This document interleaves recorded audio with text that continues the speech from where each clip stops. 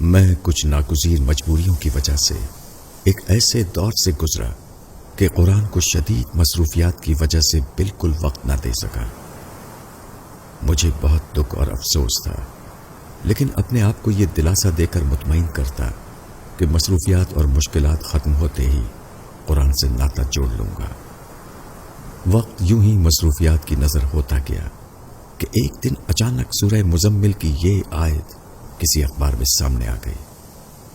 ترجمہ: اللہ ہی دن اور رات کا حساب رکھتا ہے، اسے معلوم ہے کہ تم اوقات کا ٹھیک سے شمار نہیں رکھ سکتے، اس لیے اس نے تم پر مہربانی فرمائی، بس جتنا قرآن تم آسانی سے پڑھ سکتے ہو پڑھو۔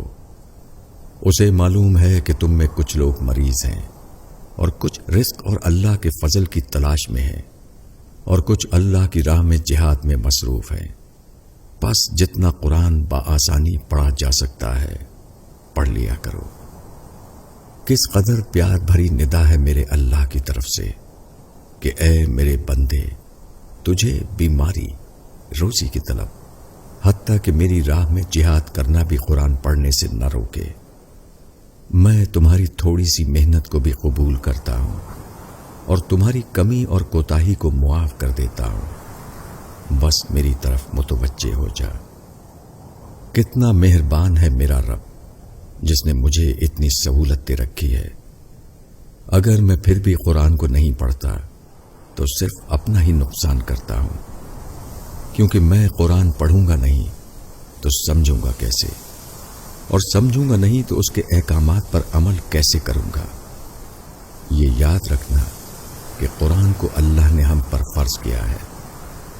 میری آپ سے درخواست ہے کہ قرآن کو اپنی ڈیلی روٹین میں شامل کریں اور روزانہ کم از کم ایک رکوع تو ترجمے کے ساتھ سمجھ کر لازمی پڑھیں، ورنہ جو لوگ قرآن نہیں پڑھتے وہ قرآن کا یہ فرمان بھی سن لیں۔